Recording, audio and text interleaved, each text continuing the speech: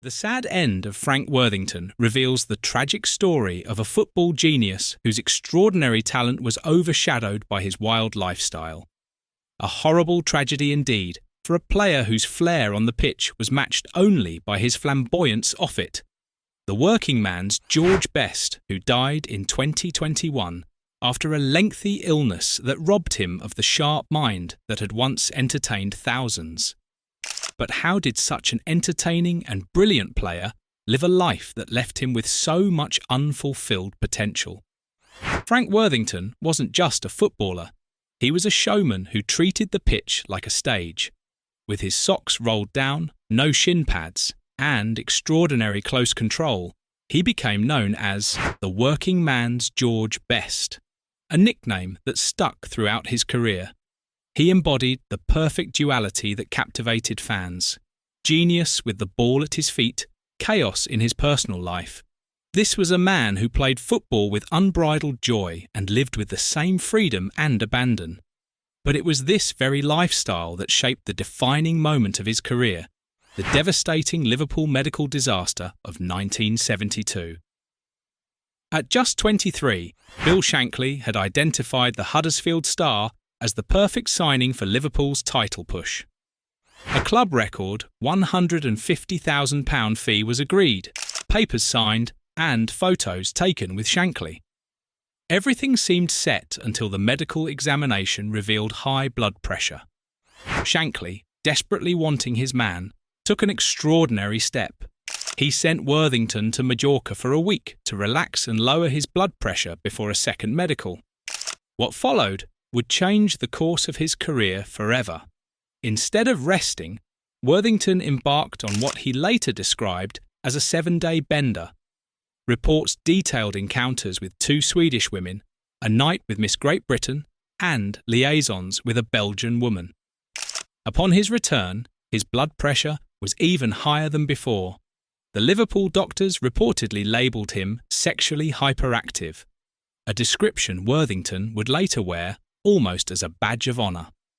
The transfer collapsed completely, and instead of joining the reigning giants of English football, he moved to Leicester City for a significantly reduced fee. Years later, Worthington would admit that missing out on the move to Shankly's Liverpool was the only true regret of his long career. At Leicester City, Worthington thrived under Jimmy Bloomfield's management style that encouraged flair and expression.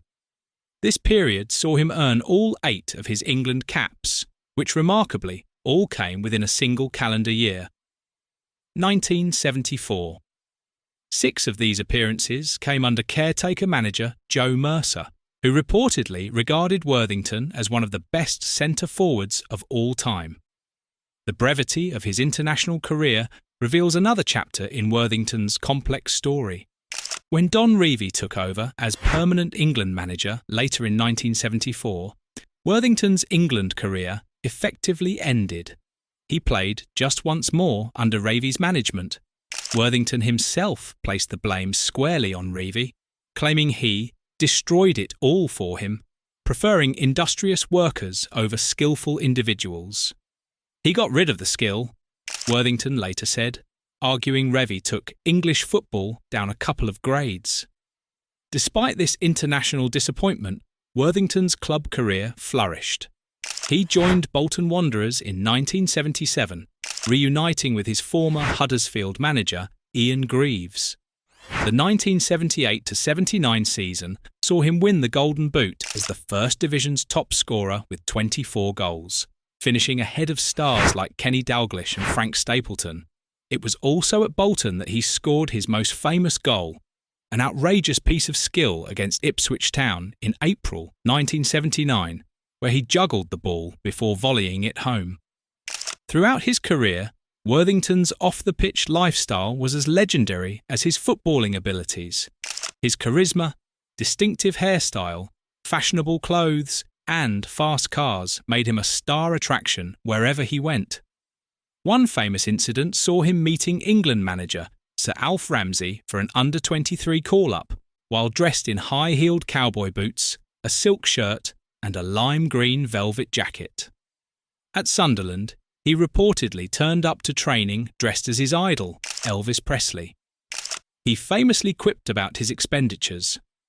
"People say I've squandered fortunes, booze, birds, and gambling. Well, as my old mate Stan Bowles said, it's a lot better than wasting it." This quote, often repeated, encapsulated his defiant, unapologetic attitude towards his lifestyle choices. When asked about his toughest opponent, he would jokingly name his ex-wife. His relationships with women were a constant source of media attention.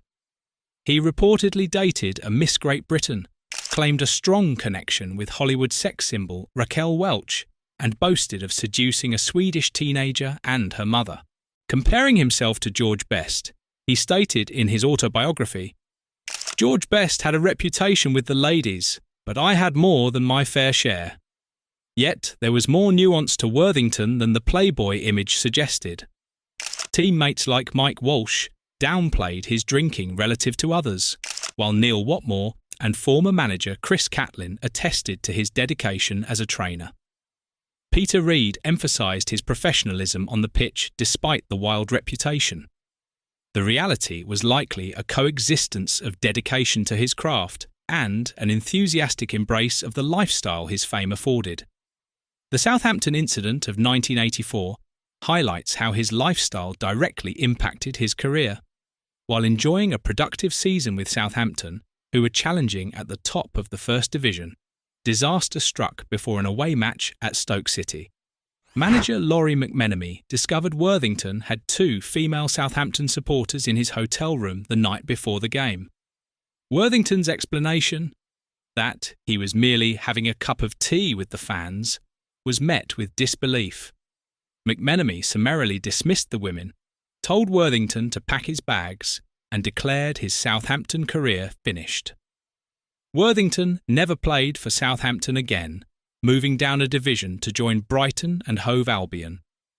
This incident, following the Liverpool medical failure 12 years earlier, underscored the fundamental conflict between Worthington's chosen lifestyle and the disciplined demands of top-level football. Despite these controversies, Worthington's career was remarkably durable. He played for over 20 clubs across multiple countries, including spells in the United States, Sweden, South Africa, and the Republic of Ireland. He continued playing professionally into his 40s, amassing 266 goals in 882 appearances. His nomadic journey took him to clubs including Huddersfield Town, Leicester City, Bolton Wanderers, Birmingham City, Leeds United, Sunderland, Southampton, Brighton and Hove Albion, Tranmere Rovers, Preston North End, and Stockport County, among many others. After his playing days concluded, Worthington became a popular figure on the after-dinner speaking circuit. His natural charisma and repository of anecdotes found a new audience, and he continued in this role until issues with his memory began to surface. These memory problems provided a poignant contrast to the sharp-witted character who had dazzled fans for decades. In later years, Worthington reflected on his career and choices with a mixture of defiance and contemplation. He championed entertainment and self-expression in football, saying, "It's a wonderful way to make a living. I still think it's a game to be enjoyed, a game where the individual can express himself and entertain the public." Yet he also admitted that his wilder days took a physical toll. "Towards the end of my time at Huddersfield, I was really abusing my body. It was a warning from the fellow up there." Regarding the Liverpool move and his lifestyle, he acknowledged, "If only I had taken things a little easier early on, I would have gone to Liverpool and the sky would have been the limit." Despite this rare admission of regret, he generally maintained his philosophy that football should be fun rather than serious business. The title of his 1994 autobiography, the cheekily named One Hump or Two, Zrania demonstrated his embracing of his playboy reputation even years after his playing days. This defiant attitude, alongside moments of genuine reflection, revealed a complex self-awareness beneath the carefully maintained facade of the carefree entertainer. Frank Worthington passed away on March 22, 2021, aged 72, after what was described as a lengthy illness. In 2016, his daughter had stated he was suffering from Alzheimer's disease, though Worthington himself publicly denied this at the time. His wife Carol paid tribute, saying he brought joy to so many people, perhaps the most fitting epitaph for a player whose priority was always entertainment. What remains remarkable about Worthington's legacy is that despite the lack of major trophies or a lengthy international career, he is still fondly remembered as one of English football's great individuals. In a sport increasingly dominated by statistics and achievements, Worthington stands as a vibrant reminder of an era when mavericks could capture the imagination. A player fans eagerly paid to watch, not for the result, but for the sheer spectacle and unpredictable magic he might conjure. Frank Worthington lived life entirely on his own terms, both on and off the pitch. While this approach cost him what might have been a more decorated career, it created something perhaps more valuable, an unforgettable legend whose name still evokes smiles and stories nearly half a century after his heyday. The sad truth is that his lifestyle may have limited his achievements, but it also defined the very character that made him so beloved. In the end, football didn't just lose a talented player when Frank Worthington died. It lost one of its last true mavericks.